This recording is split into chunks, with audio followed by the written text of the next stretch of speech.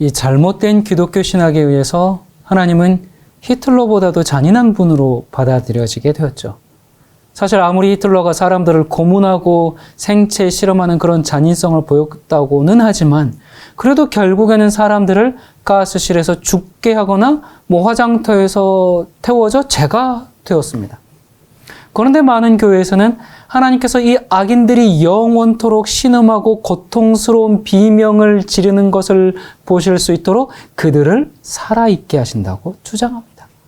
마치 로마의 원형 경기장에서 짐승의 밥이 되어 죽어가는 사람들을 보면서 환호하고 즐거워했던 사람들처럼 마치 하나님도 인간이 상상할 수 있는 것 이상의 그 최악의 고문틀을 만들어 놓고 죽지도 못하게 영원히 괴롭히는 그런 하나님을 만들어 놓았죠. 예, 지옥은 있습니다. 그러나 지옥이란 무엇이며 어디에 있고 언제 있을 것이며 얼마나 오래 있을 것인가에 대한 분명한 진리를 알아야 하죠. 성경이 말하는 그 지옥에 관한 진리를 올바로 이해하지 못할 때 우리는 하나님께 대한 그 사랑과 감사함 때문에 주님의 말씀에 순종하는 것이 아니라 지옥의 그 영원한 고통을 피하기 위해서 어쩔 수 없이 억지로 복종하는 그런 종교인이 될 수가 있습니다. 성경에서 가장 혼돈되고 있는 문제 가운데 하나가 바로 이 지옥에 관한 문제죠. 이 문제는 오랜 세월을 걸쳐서 교회 안에서 계속 변질되어 왔고 각종 토속신앙, 불교, 이교 이런 데서 말하는 그 지옥 또는 그 내세 이런 의미가 교회 안에 깊숙이 들어와 가지고 성경이 말하고 있는 이 지옥의 참된 의미가 아주 왜곡되고 말았죠. 오늘은 지옥이라는 말로 잘못 번역된 4가지 이 원어들을 살펴봄으로써 성경이 말하고 있는 지옥에 대한 참된 대답을 찾아보도록 하겠습니다. 자, 먼저 이 구약 성경의 음부로 번역된 수올인데요. 65번 나오는데 이 히브리어는 보이지 않는 세계 그런 말을 뜻하는데 한글 성경에는 주로 음부 그렇게 번역되면서 저승과 같은 그런 인상을 이제 주었습니다. 그래서 마치 죽은 사람의 영혼이 가는 어떤 곳처럼 그렇게 느껴지게 되죠. 이 1611년에 번역된 킹 제임스 버전 성경을 보면은 번역하는 사람의 주관에 따라서 31번은 무덤이라고 31번은 지옥으로 3번은 구덩이로 이렇게 번역이 되어 있기 때문에 읽는 사람들에게 이제 혼란을 주게 되었죠.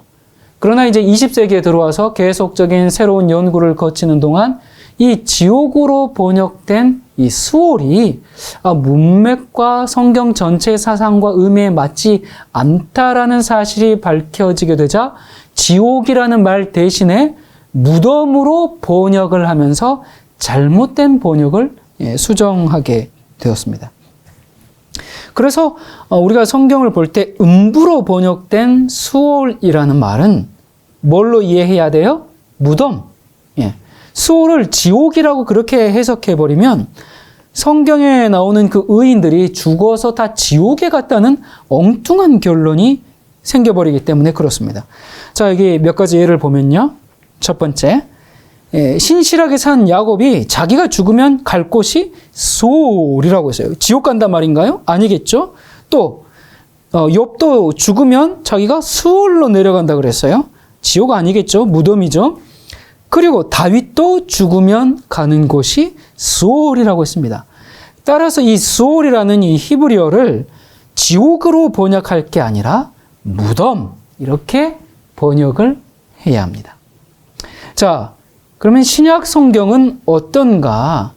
이 신약 성경에는 지옥 이렇게 번역된 말이 모두 23번 나오는데 그 가운데 10번은 하데스, 12번은 게헨나, 그리고 나머지 한 번은 타르타루스라는 이 3 단어가 지옥 그렇게 번역이 되었습니다. 자, 첫 번째 음부라고 번역된 이 하데스. 그러니까 이 하데스는 이제 구약 성경의 수올에 해당하는 말이거든요. 우리가 지금도 소아시아의 무덤에 있는 그 묘비를 보면 그 묘비 위에 누구누구의 무덤, 그렇게 이제 글에 써여 있는데 거기에 하데스라는 단어가 무덤, 이렇게 그 뜻으로 사용되었음을 확인할 수가 있습니다.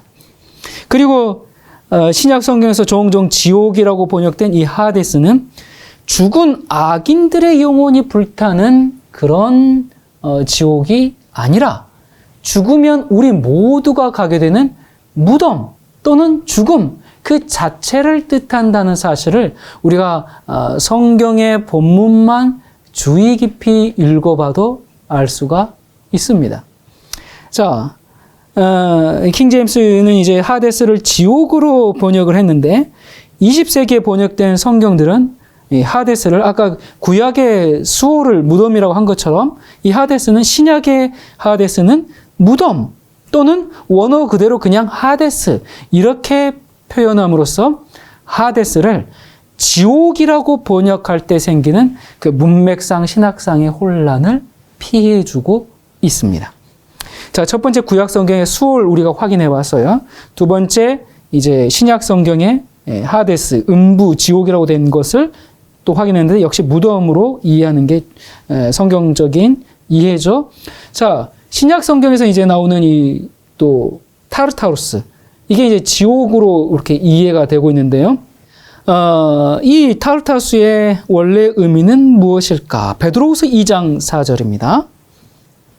하나님이 범죄한 천사들을 용서하지 아니하시고 지옥에 던져, 여기가 타르타루스입니다. 어두운 구덩이에 두어 심판 때까지 지키게 하셨으며. 지금 범죄한 천사들이 어디에 있죠? 지옥에 있습니까? 그러면 이 지구에서 우리를 괴롭히는 그 사탄의 악한 천사들은 뭐죠? 그러니까 지금 여기에 범죄한 천사들을 지옥에 던졌다고 했는데, 그래서 지옥 무슨 우리가 생각하는 그런 막 지글지글 타는 지옥 아니죠? 만약에 지옥에 있다면 이 세상에는 악한 천사들이 없어야 되잖아요. 아니면은 지구에 간 천사 또 이 땅에 있는 천사 그렇게 나눠져 있을 수도 없잖아요. 그렇다면은 만약에 전부 범죄한 천사들이 지옥에 가 있다면 이 땅에는 악의 세력이 없어야 돼요. 그런데 또 일반적으로 지옥하면 불타는 지옥인데 여기는 뭐라 그랬어요? 그냥 어두운 구덩이다. 그렇게 얘기를 했죠. 그렇다면 이 범죄한 천사들이 쫓겨난 지옥, 그 어두운 구덩이는 어딘가? 어딜까? 그게 우리가 상상할 필요 없습니다. 요한계시록에 대답이 나와 있어요. 계시록 12장에 보니까 7절부터입니다. 하늘에 전쟁이 있으니 미가엘과 그의 사자들이 용으로 더불어 싸울세. 용과 그의 사자들도 싸우나 이기지 못하여 다시 하늘에서 저희의 있을 곳을 얻지 못한지라. 큰 용이 내어 쫓기니 옛 뱀 곧 마귀라고도 하고 사탄이라고도 하는 온 천하를 꿰는 자라. 땅으로, 어디예요 여기가? 지구죠. 하늘에서 지구로 내어 쫓겼죠. 쫓기니 그의 사자들도 저와 함께 내어 쫓기니라. 그러므로 하나님께서 이 범죄한 사탄과 악한 천사들이 던져져서 심판의 날까지 어두운 구덩이에 가두어진 곳은 어디입니까? 바로 지구를 의미한다는 사실을 알 수가 있습니다. 그리고 그들을 던져서 어떻게 한다고 했어요? 심판 때까지 둔다고 했습니다. 자, 그들은 아직 심판받지 않았죠. 그들이 언제 심판받는지는 지난 시간에 충분히 말씀드렸어요. 근데 여기서 한 가지 오해하지 말 것을, 아니 하나님께서 하늘에서 사탄을 쫓아가지고 이 지구에 가뒀단 말이야? 그러면 우리가 이 땅에서 살고 있는데 그래서 우리가 이 사탄에게 괴롭힘 당하고 고통당하는 게 하나님께서 사탄을 이 지구에 가둬놔서 그런 거 아니야? 그런 오해가 생길 수 있죠. 그게 왜 이렇게 됐냐면 사탄이 하늘에서 쫓겨나가지고 지구만 왔겠습니까? 우주 곳곳을 돌아다녔어요. 하늘에는 있을 곳을 못 해가지고 우주 곳곳을 돌아다녔는데 다니면서 뭐 했어요? 하나님을 배반하고 반역하고 그렇게 하도록 이끌었는데 모두 거절했어요. 그런데 지구에 왔을 때 인류의 시조가 뱀의 말을 듣고 정령 죽지 아니하리라는 사탄의 음성에 넘어가 버리는 순간 이 지구를 다스리고 있던 원래는 아담과 하와가 이 지구의 주인이었는데 사탄에게 주권을 넘겨주고 말게 된 것이죠. 그래서 이 지구는 어두운 구덩이가 되고 만 것이고 하나님께서 이 사탄과 악한 천사들을 지구 외에는 다른 곳으로 가지 못하도록 막으신 것이죠. 자, 그래서 이제 신약 성경에 나오는 또 지옥이라고 번역된 세 번째 단어가 게헨나입니다. 자, 게헨나는 12번 지옥이라는 말로 번역이 됐거든요. 가장 많은 횟수로 이제 나오고 있는데, 대표적으로 이런 말씀이 있죠. 주님께서 마가복음 9장 48절에 한 눈으로 하나님의 나라에 들어가는 것이 두 눈을 가지고 게헨나 지옥에 던지우는 것보다 나으리라. 거기는 구더기도 죽지 않고 불도 꺼지지 아니하느니라. 자, 드디어 무시무시한 지옥이 나왔습니다. 구더기도 죽지 않고 불에 타요. 영원히 타요. 꺼지지 않는 불이에요. 이 게헨나. 근데 여기 지옥이라고 번역된 이 게헨나는요, 그때 당시에 실제 있는 지명이었습니다. 그래서 이 말씀을 듣고 있는 청중들은 게헨나에 던져지는 것이 보다 나으니라 할 때 게헨나 말씀하셨을 때 거기 그렇게 바로 알 수 있었습니다. 자, 이 게헨나는 실제적인 지옥이 아니라 이 히브리어로 골짜기를 뜻하는 게와 인명인 흰놈, 이게 합성이 되어서 생긴 흰놈의 골짜기라는 뜻의 지명이에요. 그러니까 이 게헨나, 이 흰놈의 골짜기가 어디 있는가? 예루살렘 그 남쪽 비탈 아래의 계곡을 가리키는 지명이었습니다. 자, 이곳은 이스라엘 사람들에게 흰놈의 골짜기는 저주와 사륙을 의미하는 그런 장소였어요. 그래서 구약시대에 그곳에서 무슨 일들이 벌어졌어요? 몰렉 신에게 자식들을 불살라 제사하는 그런 장소였습니다. 역대하 28장 1절부터입니다. 아하스가 이스라엘 열왕의 길로 행하여 흰놈의 아들 골짜기에서 바알들의 우상을 부어 만들고 그 자녀를 불사르고 여기서 인신제사를 벌였던 곳입니다. 예레미야 선지자는 이 골짜기가 장차 사륙의 골짜기로 그렇게 불려지게 될 것을 예언하면서 이렇게 얘기합니다.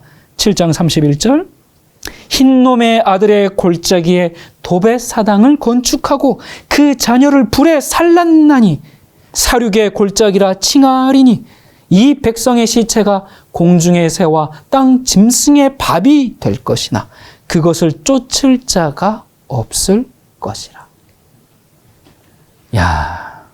여러분, 이러한 역사적인 배경 때문에 게헨나, 그러니까 흰놈의 골짜기라고 불렸던 이곳은 유대인들에게 있어서 장차 메시아를 거절하는 그 악인들이 최후의 형벌을 받게 될 그런 장소로 상징이 되었습니다.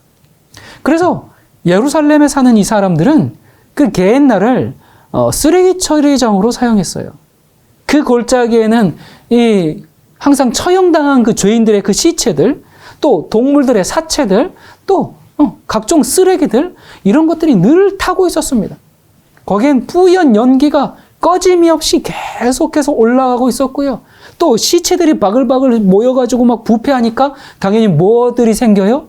구더기와 쥐들이 계속해서 그런 사체들을, 동물의 시체들을, 음식 쓰레기들을 계속 먹고 뜯어먹고 그랬죠. 바로 이러한 역사적 지리적인 배경을 아신 예수님께서 악인들이 최후의 심판날에 저기 게헨나, 저 흰놈의 골짜기에 던져질 것이다, 그렇게 경고한 겁니다.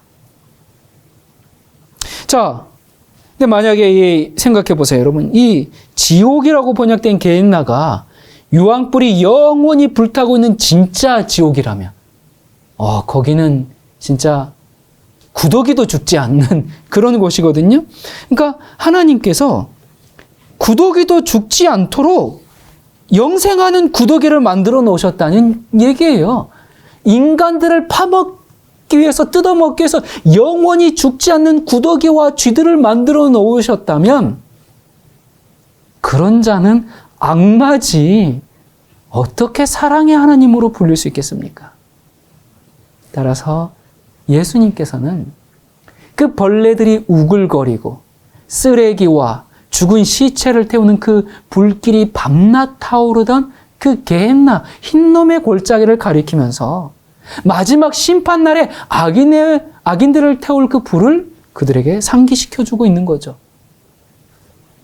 이 게헨나가 지옥이란 단어로 번역이 되어서 우리에게 혼란을 주지만 성경에 사람이 죽은 뒤에 몸을 떠난 영혼이 영원토록 불 가운데서 고통받는 것을 뜻한 경우는 단 한 번도 없습니다.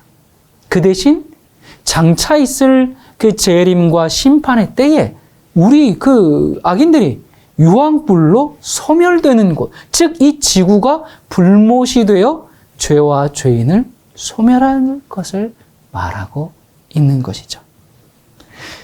자, 이렇게 총 4가지의 이제 원어를 살펴봤는데요. 첫 번째, 구약에서 지옥을 연상케 하는 음부라고 번역된 수올은 뭘 이야기한 것이에요?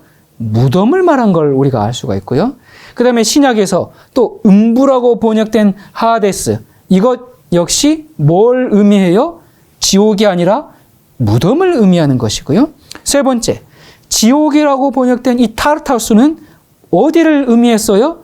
바로 이 어두운 구덩이, 이 지구를, 범죄한 천사들이 쫓겨난 지구를 말한 것을 알 수 있고요. 네 번째, 지옥이라고 번역된 이 게헨나는 흰놈의 골짜기를, 그때 당시의 지명을 의미하는 것을 우리가 알게 되었습니다. 그래서 그 게헨나 흰놈의 골짜기에서 이렇게 악인들의 시체들이, 죄인들이 불타는 것처럼 마지막 날 악인들이 그렇게 불탄다, 그걸 설명한 것이죠.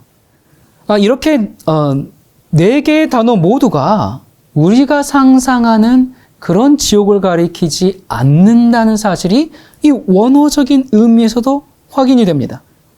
그러니까 지옥은 성경의 단어가 아니라 번역자들의 오해에서 나온 결과물입니다. 이 번역은 일종의 해석이라는 말이 있거든요.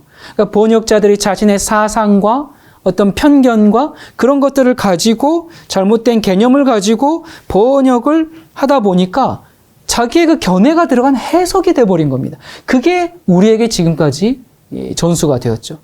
그렇다면 왜 이렇게 잘못 번역하게 되었을까? 잘못 해석하게 되었을까? 왜 그랬을까요? 이렇게 된 그 근원이 어딜까요? 초대교회가 지나고 이제 중세 로마 가톨릭 교회 기초를 놓은 2세기 말에 라틴 교부 터툴리안, 3세기 초에 키프리안, 4세기 말에 어거스틴, 이 사람들은 모두 북아프리카 출신의 교부들로서 알렉산드리아를 중심으로 한, 그 알렉산드리아가 어떤 곳입니까? 이집트와 헬라의 영원불멸 사상에 아주 깊이 젖어 있는 도시였습니다. 다 그곳 출신들입니다. 그래서 이들이 교회의 영원한 형벌, 영원한 지옥, 이것을 소개하게 되었어요. 그래서 터툴리안은 그 자기의 가르침에 헬라 철학자 플라톤의 영원불멸 사상을 중심으로 했다라고 스스로 밝히고 있고, 이 터툴리안의 가르침이 어거스틴에 의해서 이제 좀 더 신학적으로 체계를 갖추게 되었죠. 그래가지고 중세 로마 가톨릭 교회의 그 영혼 지옥과 연옥에 관한 이 정말 기본 교리를 아주 굳건하게 만든 이가 바로 어거스틴이죠. 이러한 터툴리안과 어거스틴의 사상이 이제 계속적으로 교회의 지배적인 견해로 뿌리를 내려왔는데, 그러다가 무슨 일이 벌어지게 됩니까?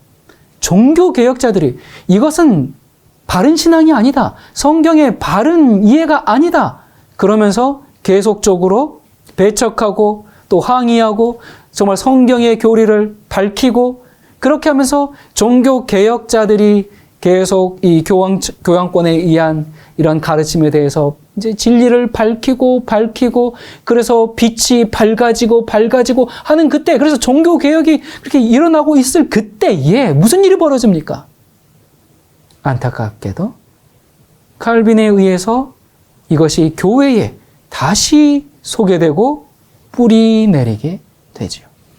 이 부분에 대한 더 자세한 내용은 제가 영과 혼과 육에 대해서 강의한 그 첫 번째 시간을 꼭 다시 한번 참조해 주시기 바랍니다. 여러분, 우리 중에 내가 원해서 태어난 사람 없잖아요. 그리고 이렇게 짧은 인생을 사는 동안에 그 지은 그 죄들 때문에, 그리고 사실 뭐 우리가 죄를 지으면 뭐 얼마나 악한 죄를 지었습니까?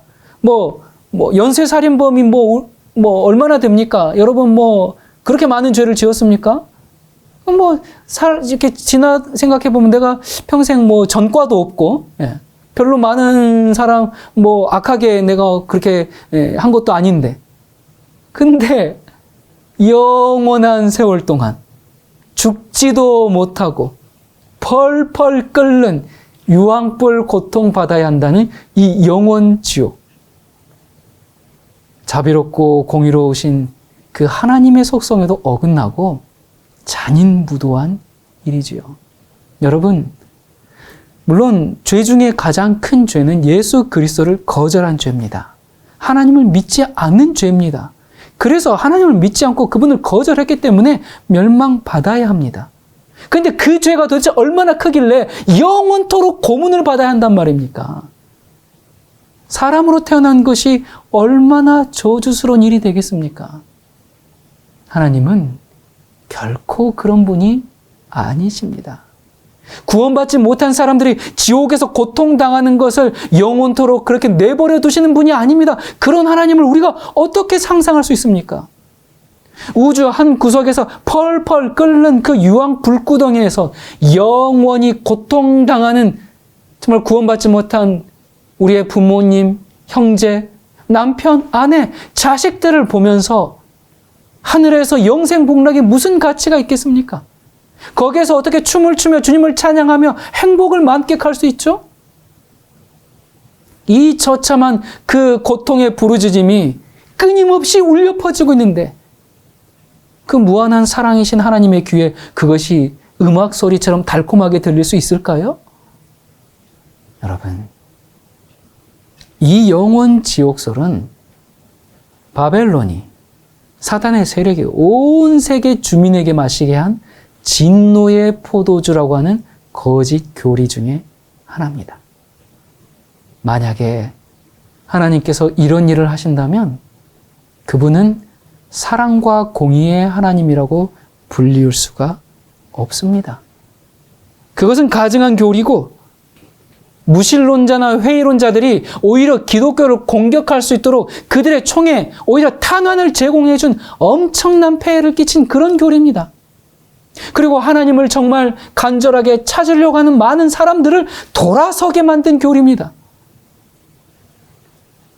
어떤 사람들은 영원한 지옥이 존재하지 않는다면 하나님을 믿을 사람이 없을 겁니다. 그렇게 주장하기도 해요.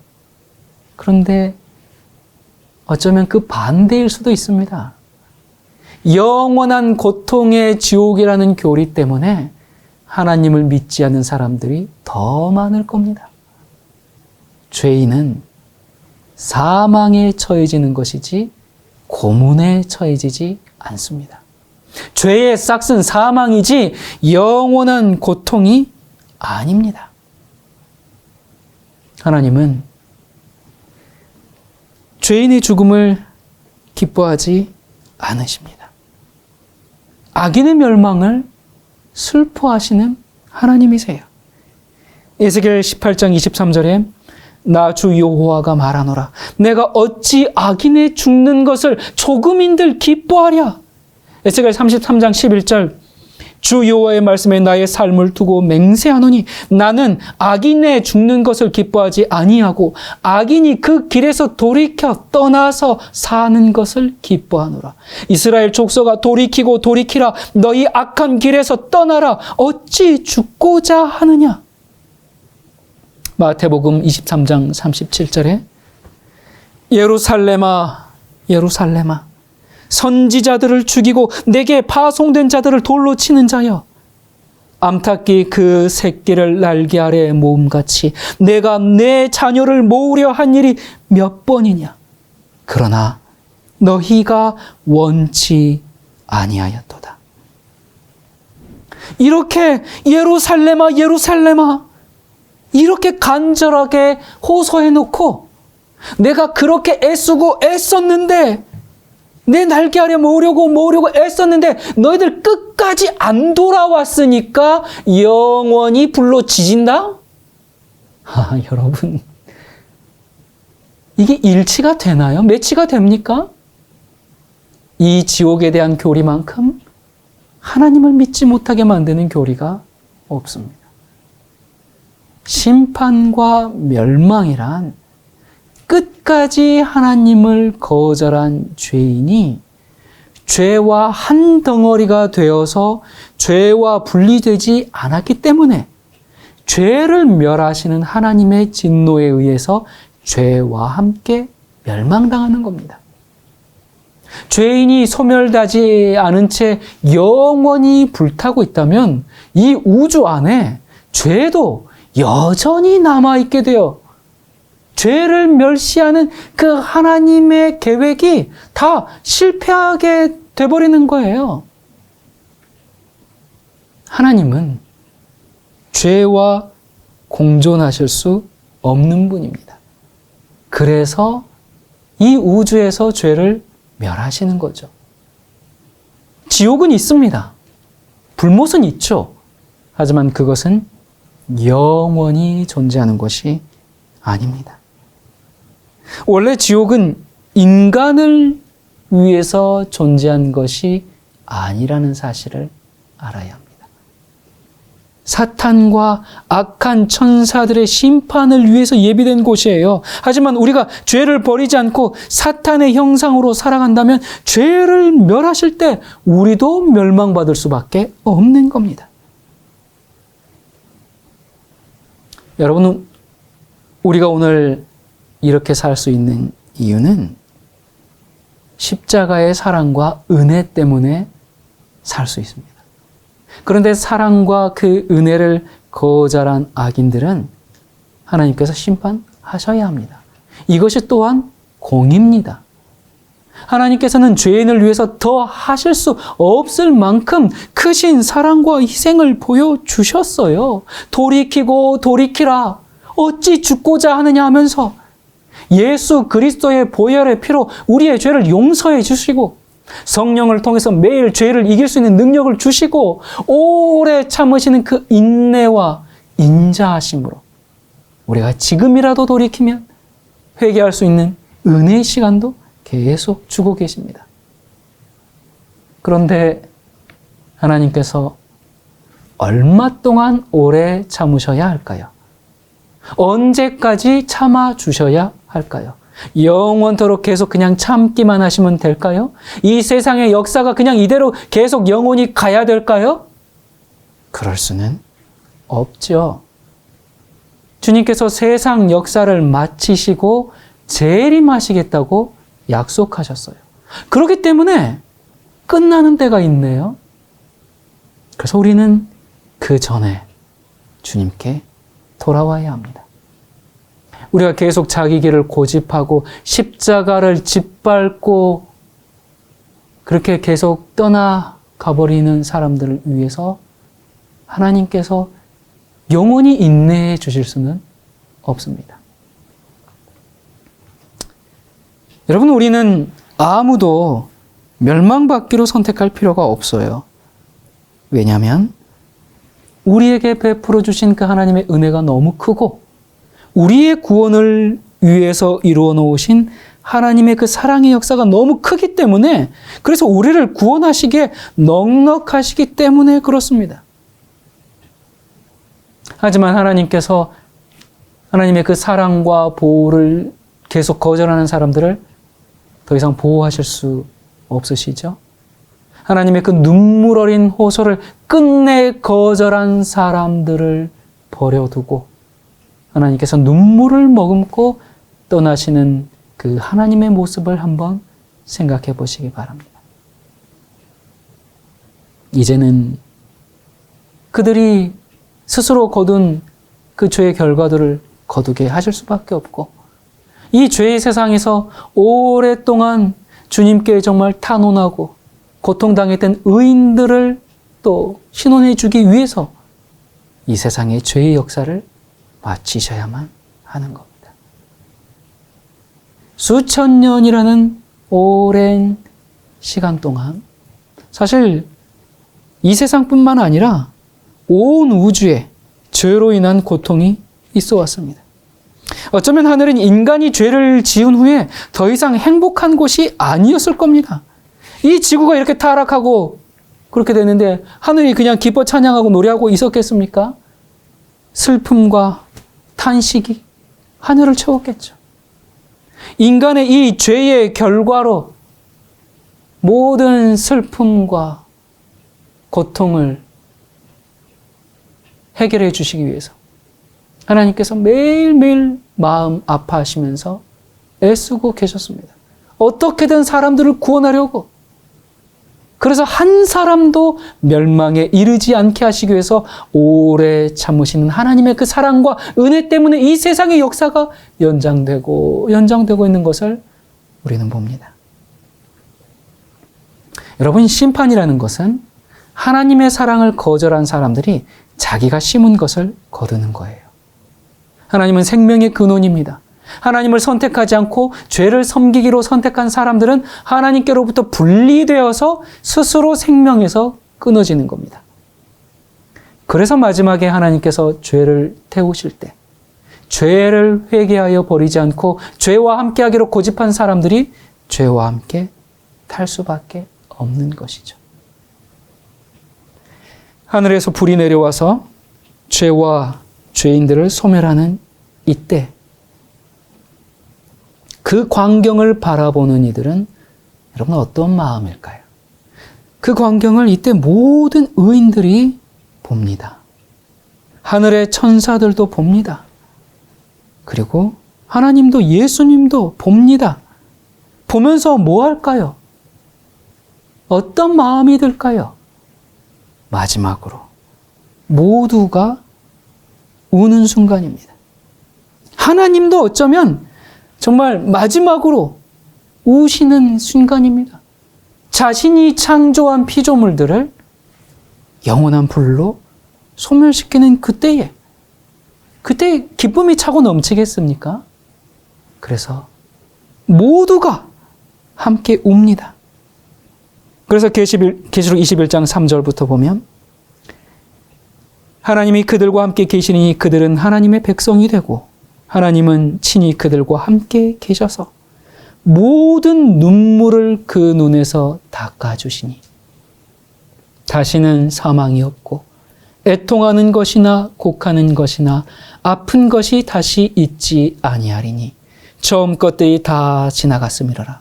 보좌에 앉으신 이가 이르시되 보라 내가 만물을 새롭게 하노라 하시고 또 이르시되 이 말은 신실하고 참되니 기록하라. 마침내 죄의 역사가 다 끝난 뒤에 하나님께서 먼저 당신의 얼굴에 흐르는 눈물을 씻으신 후에 우리의 눈에서 영원히 눈물을 닦아주실 것입니다. 하나님은 이런 분이십니다. 우리 이런 하나님을 사랑하고 그분께 충성을 다해서 섬기지 않으시겠습니까?